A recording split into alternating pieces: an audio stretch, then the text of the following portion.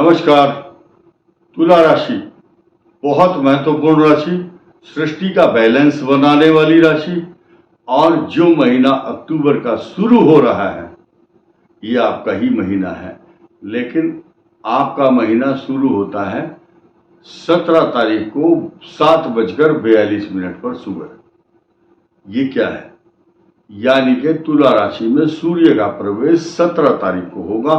पहली बार ऐसा हो रहा है कि बहुत सालों के बाद, या हमने हिसाब इसलिए नहीं लगाया क्योंकि हिसाब लगाने वाले इस संसार में बहुत बड़े बड़े खगोलीय विशेष ज्योतिर्विद विद्वान लोग हैं। 16 तारीख को हमेशा सूर्य का संक्रमण और संचरण होता था। इस महीने ग्रहण भी है तथा तुला राशि पर सूर्य का आगमन होगा जो नीच राशि में माना जाएगा। लेकिन कुछ नए नए स्वभाव और प्रभाव उपाय सारी बातें आपसे करेंगे। जितने भी हमारे बुद्धिजीवी लोग हैं, ज्योतिष की बेसिक जानकारी रखते हैं, उनको हमारी तरफ से बहुत बहुत साधुवाद, धन्यवाद, शुभकामनाएं। क्योंकि ये विश्व का एक ऐसा चैनल है, ऐसा प्लेटफॉर्म है जिस पर सारे IAS, जज, बुद्धिमान, कलेक्टर, अच्छे अच्छे सेना के, वर्ल्ड के, विश्व की सेना के बड़े बड़े अधिकारी जुड़े हुए हैं। मैं उनका सम्मान करता हूं। और जितने जवान, किसान, पुलिस और हमारे भाई बहन, अच्छे विशेषज्ञ, प्रोफेसर, टीचर, टेक्नोक्रेट्स और ब्यूरोक्रेट्स, सबको साधुवाद देना चाहूंगा। क्योंकि बहुत सारे जज इसी अक्टूबर के महीने में उत्पन्न हुए हैं। इस बात को भूलना नहीं चाहिए।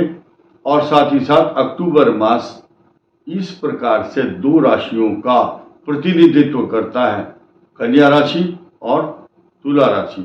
इस मास में ही बड़े बड़े कार्य होने वाले हैं। कुछ जो ग्रहों का संक्रमण और संचरण है वो इस प्रकार है। नंबर 1, आपको अलर्ट डेट भी बताऊंगा लास्ट में, लेकिन पहले आप ये सुनिए कि किस किस ग्रह का कौन सी तारीख से क्या परिवर्तन हो रहा है।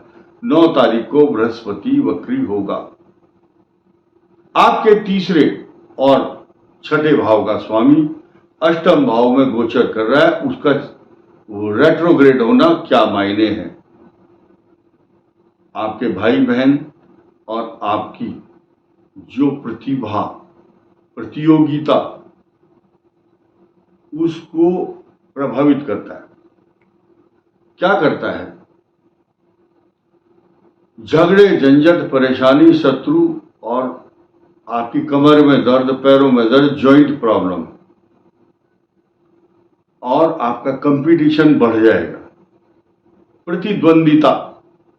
साथ ही साथ आपका जो दूसरा ग्रह है जो बदलाव लेकर के आ रहा है वो है आपकी राशि का स्वामी स्वयं शुक्र।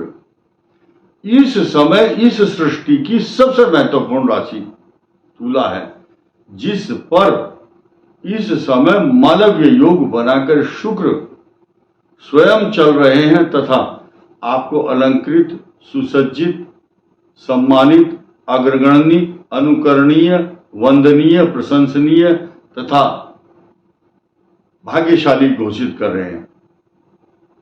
एकदम इतनी साफ बात और क्लियर भविष्यवाणी कर रहा हूं। तुला लग्न और तुला राशि दोनों को इंक्लूड करके तब ये वीडियो देखिए आप, तब और भी अधिक आनंद आएगा।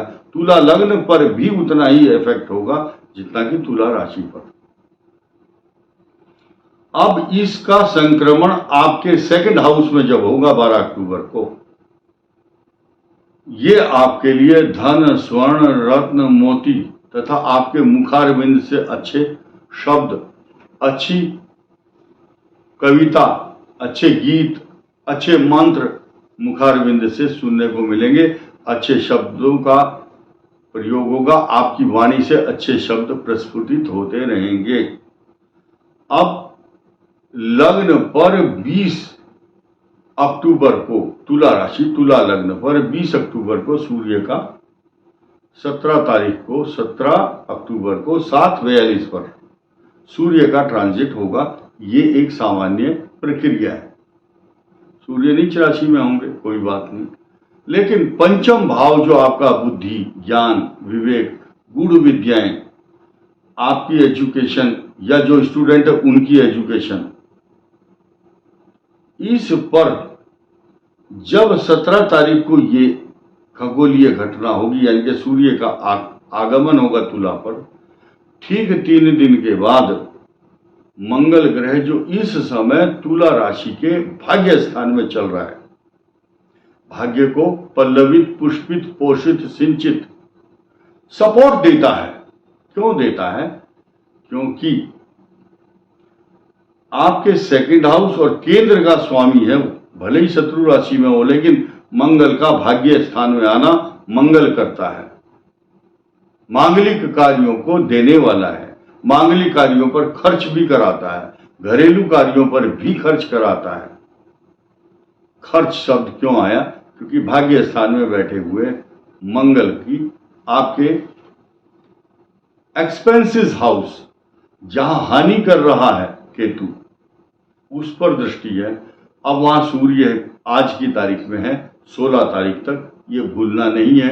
अब 16 तारीख तक तो मंगल का सीधा सीधा दखल अंदाजी यानी कि इंटरफेयर केतु और सूर्य पर रहेगा ही रहेगा।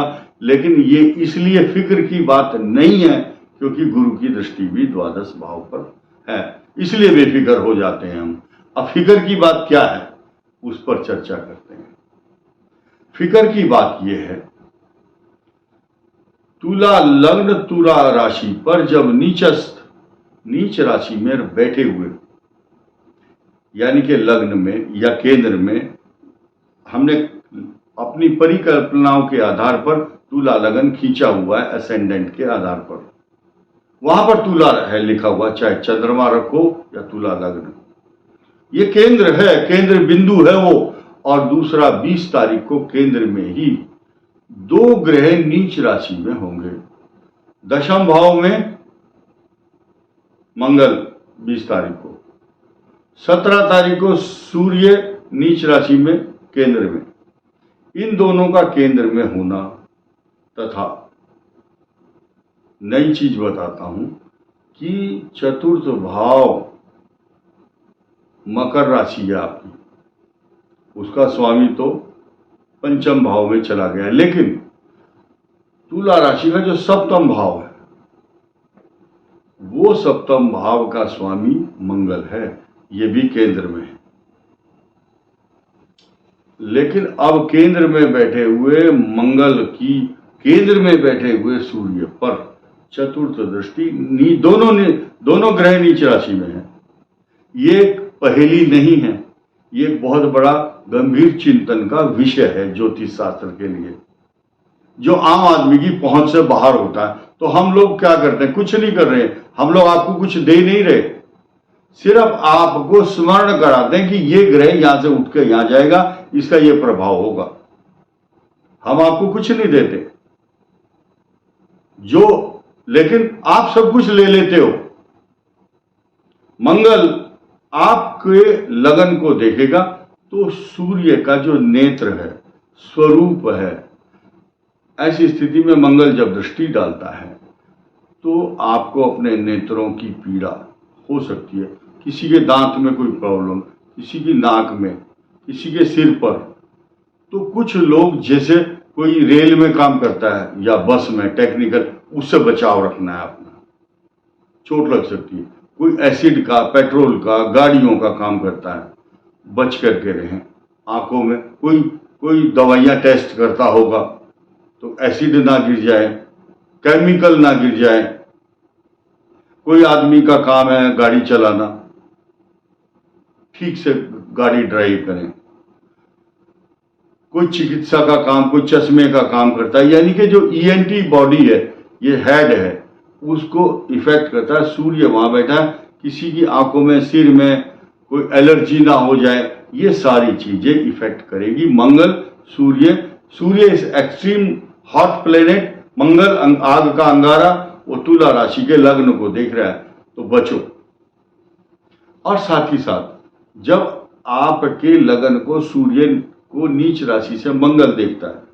वहीं आपके पंचम भाव शनि जो सूर्य का पुत्र है, पिता पुत्र दोनों जद में आ रहे हैं। जद का मतलब उसके दायरे में, उसके फोकस यानी कि कैमरा लगाया हुआ है मंगल ने, उस कैमरे में पिता पुत्र दोनों दिखाई दे रहे हैं, दोनों पर दृष्टि है। सकारात्मक भाव नहीं है। दिक्कत यह है कि वहां पर गुरु की दृष्टि नहीं है। अब हम इस बात का खुलासा करने के लिए आए थे। अब हम आपको अलर्ट डेट की बात करेंगे। तुला राशि के लिए 1, 2, 3 अक्टूबर को आप कोई ऐसा काम न करें जिससे कि आपकी तरफ कोई उंगली उठा सके। 11, 12 और 13 तारीख को कोई भी काम ऐसा ना करें जो कि आपके लिए कष्टकारक हो। आप स्वयं बुद्धिजीवी और समझदार लोग हैं।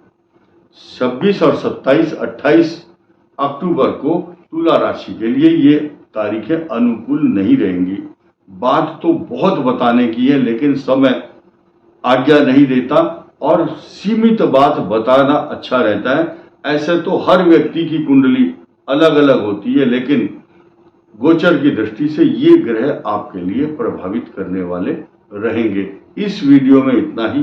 धन्यवाद।